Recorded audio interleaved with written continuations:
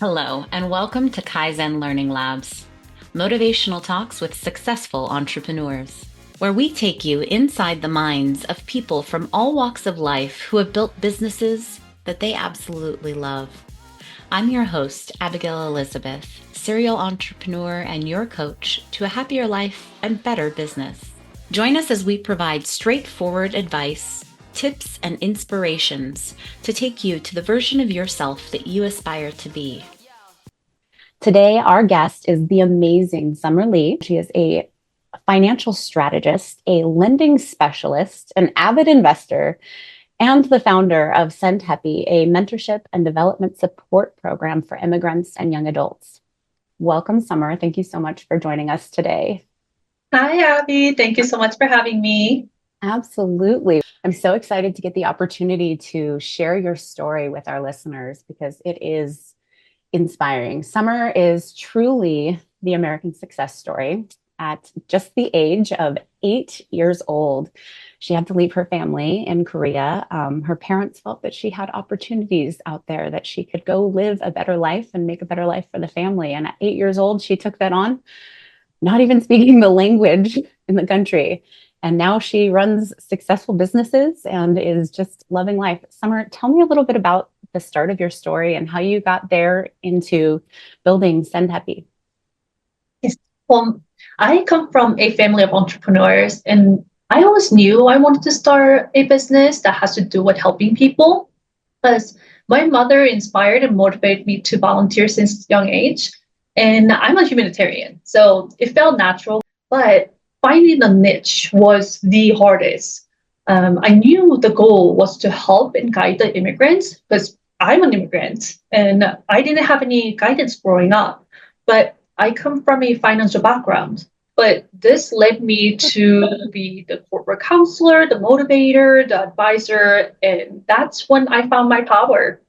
It's to coach and uplift people to become a better versions of themselves, of the circle of support.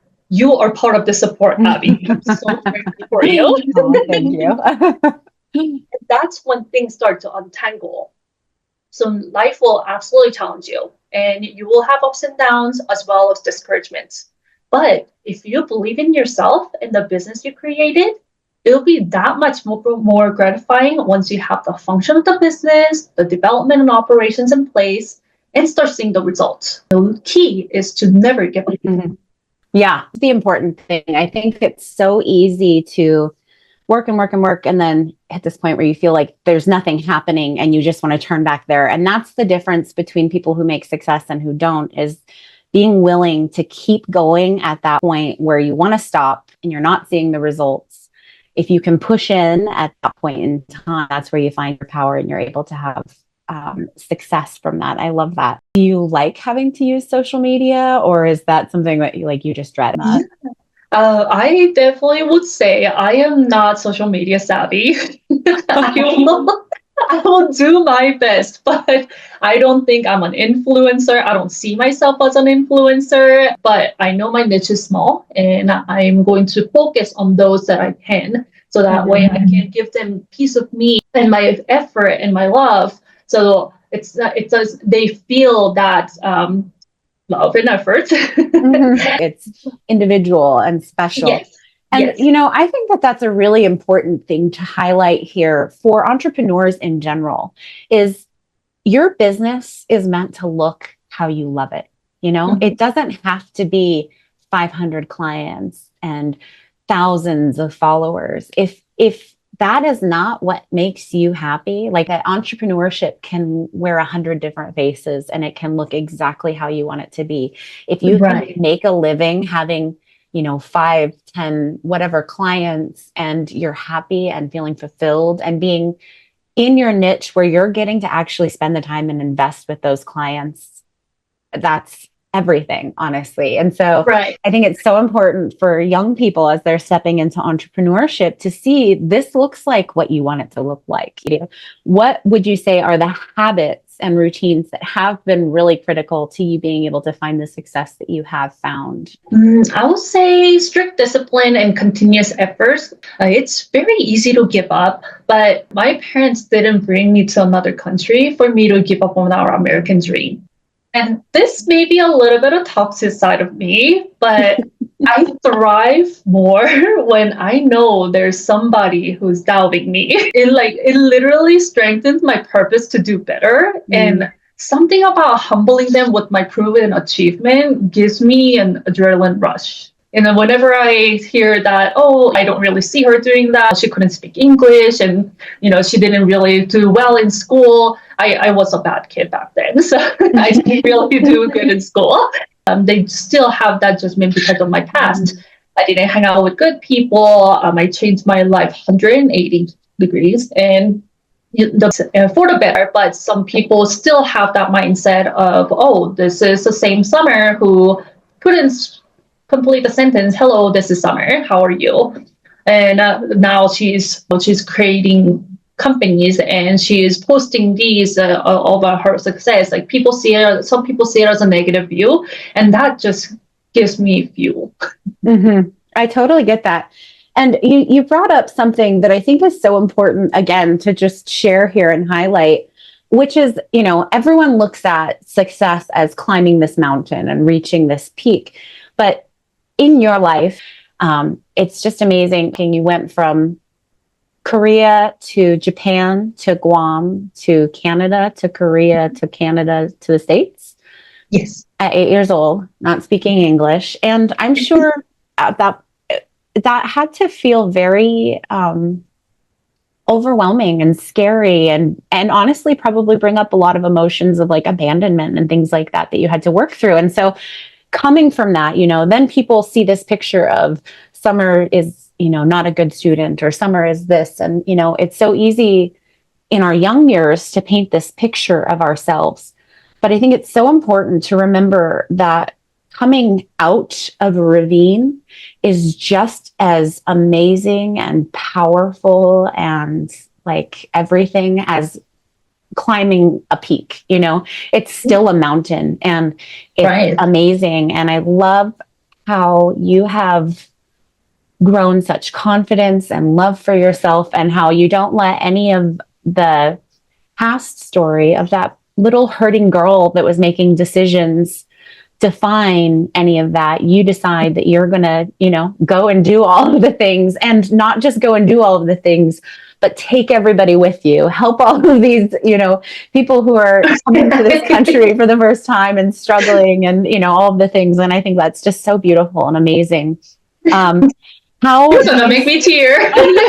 It's true though. And I think it's so important to just really honor what you're doing and how far you've come and how amazing that is, because that truly is the story of what entrepreneurship is. It's keeping going. It's not letting what everybody else thinks of you define it, because the truth is it's your story. So regardless of where it started, you can decide where it ends. And you're such a great story of that. Like, you have just gone and then you hit this landmark and you're like, oh, that's not enough. I'm going to make it more badass. So I'm going to keep going. I'm going to keep setting these goals.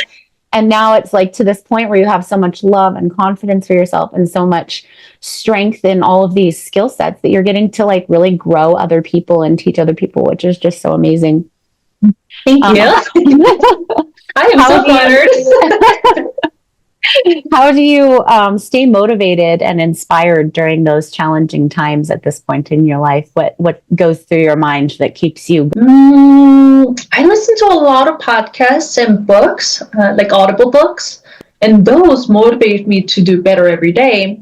But what really gets me is this little note that's literally in front of me. It's taped to my monitor and it says, "Retire Mother." It's something I got from one of my mentors. He said, write down your goal on a piece of paper and stick it on something you see every day. So that's what I did. And every day I look at this and it motivates me. It reminds me I can't fail. I have to keep going because my goal is to retire my mother. I love that. She will. I love that. That's your goal, that you want to take care of your mom. Like, Summer, I just love you so much. You're the best. I just adore you. So that being your goal, how would you say in life that you define success? Like, what is your definition of success? And second part of that question, has that definition evolved over the past few years of your life? Mm, Ironically, as someone with a financial background, success to me isn't having a lot of money. It's who I've influenced and inspired, who complete my programs and became improved versions of themselves, those that are living life to the fullest with contentment and satisfaction of their own growth and where they're at in life. Especially my circle, my close circle, who are growing with me physically, mentally, and financially. And that's what I call success. And this hasn't evolved at all. It's the same mindset I had since high school. Mm, I love that. And I love that, it's not just you succeeding, it's the circle around you, because truly that is so important. The people that we build around ourselves are such a key piece of who we become. And so if you know that you are all growing and succeeding together, you know that you're in the right place where you should be with your friendships. Exactly. What is next for you in your business? What's your big vision? Where are you going with things from here Oh, in summer? okay. Well, big things are coming. I just partnered with two exceptional intellectuals who can scale this business up to next level. We are striving to help the immigrants and young adults with finance, career, life, and peer mentorship and navigate various social, economic, and health systems. So I definitely feel like we're on a good track on this. And this is my first podcast. I've been on 3 magazines so far, and I'm hoping to get more exposure and get the business name out there to expand our services nationwide. That's the goal. I love that. Well, hopefully this can help on that journey for you. We are avid supporters of your dream and your vision. We love it so much. We're talking about different skill sets in Kaizen Learning Labs that different entrepreneurs had, and we had given you a list of them. And the skill set you chose to talk about was risk tolerance, which is just basically being willing to take a calculated risk by balancing potential downsides with the opportunities for reward. Tell me what you have to share on that, and maybe a story of a time when that really had to be something you had to take a dive for. Sure. I'd say always take risk. It's always better to face the fear than dwell on the unknown, and ask for constructive criticism from trusted people. So when I started the business or any in my financial industry, I had zero idea what I was going into. I studied in medical because I wanted to be a neuroscientist. Or a neurosurgeon was my goal. But being an immigrant and I had to pay for my own tuition, which is 3 times more than the citizens. I wasn't able to complete the courses or the studies as I found that it would take years and years, and I just didn't have that money. I wasn't able to get grants, so it was literally my income that I had to pay for the tuitions. So I gave up on that dream, and I took the business route. So I just I wanted to try it, so I tried it out, and it stuck with me. The finance, maybe because I'm Asian, I don't know, the number always stuck with me very well. And when I started the corporate jobs, I was incredibly scared of what I was going to be and how I'm going to be an asset to the company. I don't know what about me that piqued their interest, but multiple corporations, they picked me to be their executive assistant. Again, I couldn't speak English. I'm still learning English, so I didn't know the word verbatim. I didn't know I literally called it verbatim. So I was like, what about me that, that you guys see me as your executive assistant? But when they gave me that position, I shifted my mindset. I wanted to take that risk. I don't know what the outcome is, but I wanted to learn. So I said I accepted it, and whatever they put on my desk, I put 100% efforts, and I learned everything and tried to overachieve the task, and made a lot of friends by doing that, and made a lot of trusted people, and people trusted me, and that gave me the confidence that maybe I am good at what I'm doing, what I do. I just don't let myself get into my head. Just make sure that even if you don't know the future, just take chances and see if you can do it first. If it doesn't work for you, then at least you tried. At least you can say that you tried, but you never know until you try it. Well, and what you said there, where you said, you don't know why they picked you, but you ended up building all of these relationships. And that's something that's so important about entrepreneurship is like it starts here and then it goes here and then it pivots and then it goes here and then it goes here. And it kind of like evolves into this thing that you couldn't have predicted from the get-go. But when you take those leaps, you allow the movement to go. You're not going to know what the full picture looks like as you're, going towards it. But if you have an ideal vision and you're making choices every day that lead you there, you're going to be able to achieve that, even if that looks different. And you're going to meet a lot of people that could really benefit that journey along the way that, you might not otherwise have met if you didn't just take the leap and do the things. So, right. I was doing my job at a corporate office. I was doing the same position for 10 years. And just recently, I took a risk and I wanted to change from operations to production. And I don't know anything about production. I know that I've been an assistant to a director of production, but I didn't know to be one. But I wanted to take the risk and try it out. So I reached out to some people, put my resume, and it got me to my current job as a VP of the sales and business development. And honestly, for that 10 years of doing the same work I've been doing, I just felt like I was stuck. I wasn't evolving. And I just knew that there was something more to me than running on this like a hamster wheel. And as soon as I took this job, the new job as a VP of sales and business development, now doing things that I feel like I was born to do. And I don't know how to say in words in English, but I'm so glad that I did because I love what I do. Yeah. Helping a lot of people.